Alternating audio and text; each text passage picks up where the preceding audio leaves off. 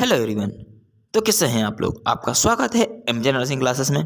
हम आज बात करेंगे सभी सब्जेक्ट के टॉपिक वाइज क्वेश्चन प्रैक्टिस जो आपको सभी कम्पिटिटिव एग्जाम में फाइट करने में काफ़ी हेल्पफुल रहेगी।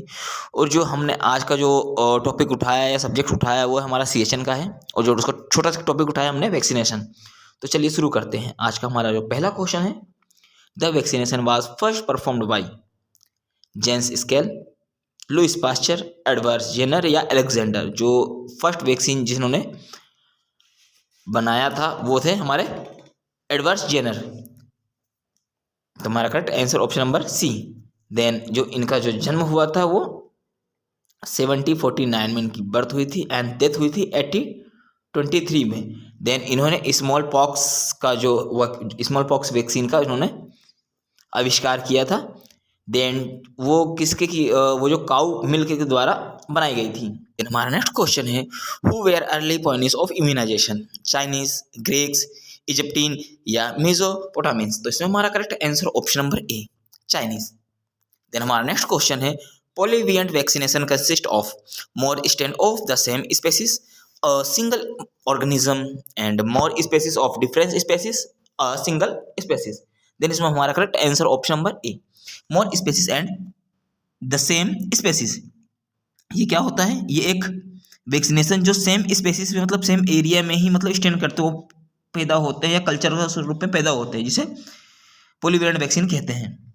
देन हमारा नेक्स्ट क्वेश्चन है, all vaccine at PSC primary health centre level are storage. मतलब PSC लेवल में किस जगह कौन से फ्रीजर में मतलब स्टोर करते हैं, ice lined refrigerator, walk in cold room, deep freezer या कार्ड बॉक्स। तो इसमें हमारा correct answer option number A, ice lined and refrigerator. ये इसका जो आइसलैंड रेफ्रिजरेटर की जो साइज होती है ये अपना अगर देखा जाए तो PSC से लेके डिस्ट्रिक्ट लेवल तक इसको यूज में ली जाती है, और जिसका टेम्परेचर होता है 2 to 8 डिग्रीज का टेम्परेचर होता है। एंड अगर वॉल क्रोम का भी देख लेते हैं तो उसका भी टेम्परेचर सेम होता है, 2 to 8 डिग्रीज का टेम्परेचर को उसमें मेंटेन करके रखते हैं, और ये स्टेट लेवल में रिकोगनाइज मतलब स्टोरेज करके रखते हैं। देन हमारा जो डीप फ्रीजर होता है, जो ये डीप फ्रीजर होता है ये 300 लीटर का डीप फ्रीजर होता है। इसमें से 15 से 25 डिग्री सेंटीग्रेड में इसको टेम्परेचर को मेंटेन कर रखते हैं। देन और इसमें ये डिस्ट्रिक्ट लेवल में इसमें OPV ओरल पोलियो वैक्सीन भी स्टोर करके इसी फ्रीजर में इसी टेम्परेचर में रखा जाता है। देन हमारा नेक्स्ट क्वेश्चन है, global immunization programme started in 1985, 1817, 1974 या 1976। तो इसमें हमारा correct answer option number C, option number B, 1974। ये 1974 मतलब ये WHO ने प्रथम बार इसमें एक्सपेंडेड प्रोग्राम ऑन इम्यूनाइजेशन बनाया था, जिसने लॉन्च किया था। इसके बाद जब रिवर्ट हुआ था तो वो 1985 में रिवर्ट हुआ था, जो यूनिसेफ ने रिवर्ट किया था। देन इसका जो यूनिवर्सल चाइल्ड इम्यूनाइजेशन प्रोग्राम का नाम से उसको दिया गया था। देन हमारा नेक्स्ट क्वेश्चन है, in India the universal immunization programme which launched by in year 1978, 1985, 1992 या 1997। तो इसमें हमारा correct answer option number B, 1985। जो यूनिवर्सल इम्यूनाइजेशन यूनिवर्सल जो प्रोग्राम लॉन्च हुआ था वो 1985 में लॉन्च हुआ था। देन हमारा नेक्स्ट क्वेश्चन है, the universal immunization program included, मतलब यूनिवर्सल इम्यूनाइजेशन प्रोग्राम किसके लिए इंक्लूडेड किया गया था, immunization of pregnant mother, immunization of children under 5 year, immunization of program mother and child, या all kind of the immunization, मतलब सभी के लिए। तो इसमें हमारा correct answer option number C, जो इम्यूनाइजेशन है वो प्रेग्नेंट मदर और चाइल्ड के लिए वो रिकॉग्नाइज किया गया था। देन हमारा अगला प्रश्न है, how many disease are vaccinated according to national immunization schedule, 4, 5, 6 या 7। तो हमारा correct answer option number C, 6 disease जो होती है वो नेशनल इम्यूनाइजेशन शेड्यूल में आती है। देन हमारा अगला प्रश्न है what is the route of administration rotavirus. Rotavirus को किस रूट से दिया जाता है, इंट्रामस्कुलर, इंट्राडर्मल, सबक्यूटेनियस या ओरल। तो हमारा correct answer option number D, जो रोटावायरस होता है वो ओरल रूट से इसको दिया जाता है। देन हमारा अगला प्रश्न है universal immunization programme started in 1985 was focused on how many disease. मतलब जो यूनिवर्सल इम्यूनाइजेशन प्रोग्राम जब लॉन्च हुआ था वो कितनी डिजीज को फोकस करता है 1985 में, 6, 2, 1 या 5। तो हमारा करेक्ट आंसर ऑप्शन नंबर ए, 6 डिजीज को फोकस करके रखते हैं। तो इसके बाद हमारा अगला प्रश्न है expanded programme of immunization schedule included all vaccine except DPT, MMR, polio या BCG। तो हमारा correct answer option number B, MMR। Then हमारा अगला प्रश्न है smallpox vaccine contain living virus, living microbacterium, attend bacterium या अटेंड वायरस या attend microbacterium. तो इसमें हमारा करेक्ट आंसर ऑप्शन नंबर है ए, लिविंग वायरस। जो स्मॉल पॉक्स का जो देन इसका लास्ट डोज कब लगाया गया था, 1982 में इसका लास्ट बार इसका यूज किया गया था। इसके बाद इसको इस वैक्सीन को टोटल बंद कर दिया गया है। देन हमारा नेक्स्ट क्वेश्चन है last case of small pox was report in the world.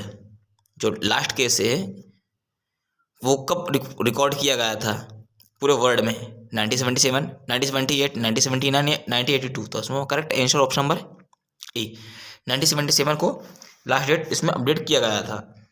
Then जो स्मॉल पॉक्स का है ये अपने इंडिया में देखा जाए तो इंडिया में ये अप्रैल 1977 को ये इरेडिकेट हो चुका था, और ऑल ओवर वर्ल्ड में देखा जाए तो 8 मई 1980 को पूरे वर्ल्ड में ये इरेडिकेट हो चुका है स्मॉल पॉक्स।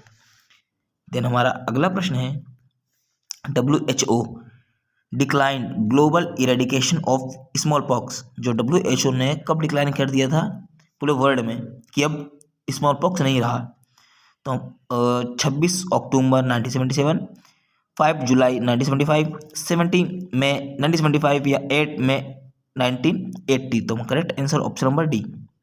देन हमारा अगला प्रश्न है communicable disease eradicate from India, smallpox, chickenpox, rubella या रेबीज। तो हमारा correct answer option number A, smallpox. Smallpox 8 मई 1980 को इंडिया से इरेडिकेट हो चुका है। देन हमारा अगला प्रश्न है the full form of AEFI, adverse effect following injection, adverse effect following immunization, adverse effect following immunization. Then हमारा अगला है एडवर्स इफेक्ट फॉलोइंग इंजेक्शन। तो हमारा इसमें correct answer option number B, adverse event following immunization. Then ये क्या होता है एडवर्स इवेंट फॉलोइंग इम्यूनाइजेशन क्या होता है, ये एक इवेंट्स होता है जो इम्यूनाइजेशन को के बाद होता है।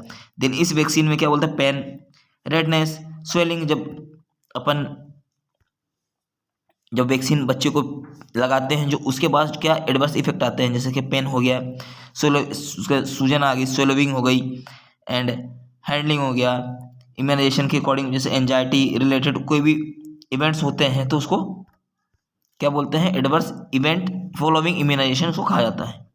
देन हमारा अगला प्रश्न है how many type of vaccine are there against Japanese encephalitis. जो जेपनीज एंटीफ्लाइटिस है उसके अगेंस्ट कितने वैक्सीन होते हैं, 1, 2, 3 या 4। तो हमारा correct answer option number C, उसके 3 वैक्सीन पाए जाते हैं।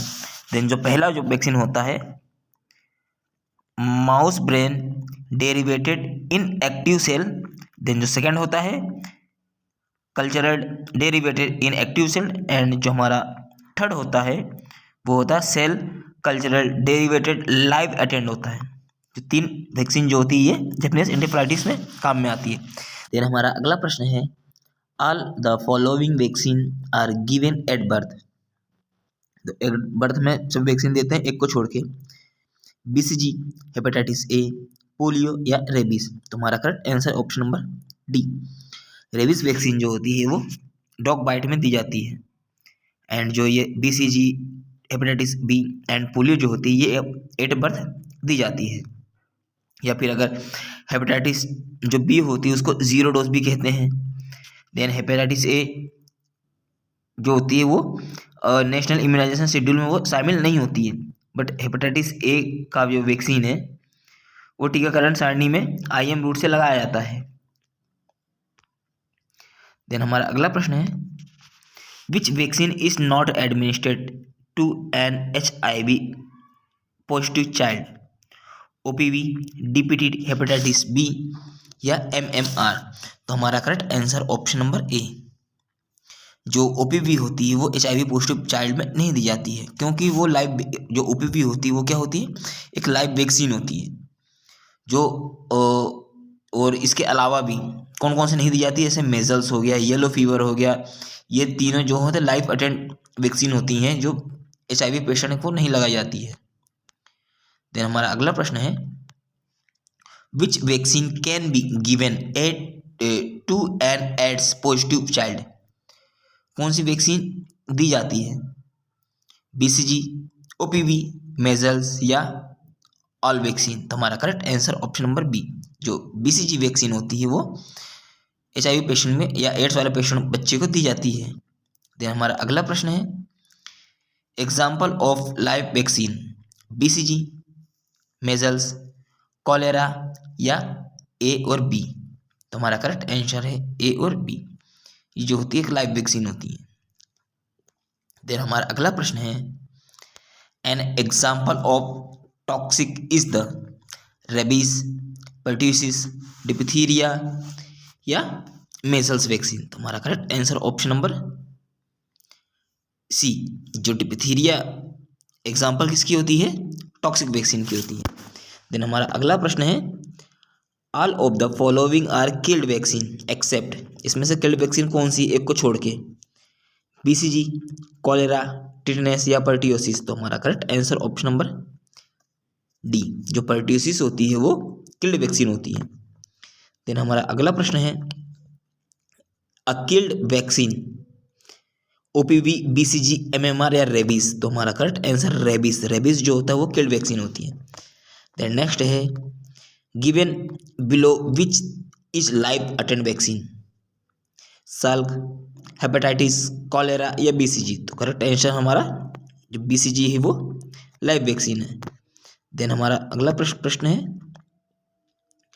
Interval between 2 dose of DPT, OPV and hepatitis B should not be less than, मतलब ये तीनों वैक्सीन में कितने टाइम देना चाहिए, कितने वीक का समय होना चाहिए, 1 वीक, 2 वीक, 3 वीक या 4 वीक। तो हमारा correct answer option number D, जो 4 वीक का समय होना चाहिए, या फिर किसी भी मतलब कोई सी भी वैक्सीन हो, किसी भी वैक्सीन में 2 डोज के बीच में, जैसे अपना DPT हो गया है ना, ये दोनों DPT हो गया या TT हो गया, TT वैक्सीन हो गया, इसमें दोनों डोज के बीच में कम से कम 30 दिनों का अंतराल रखना चाहिए या 4 वीक का अंतराल रखना चाहिए। तो स्टूडेंट्स आज के लिए इतना ही, थैंक यू सो मच, मिलेंगे हम नेक्स्ट सेशन में और एक नया टॉपिक लेके आएंगे। Thank you so much.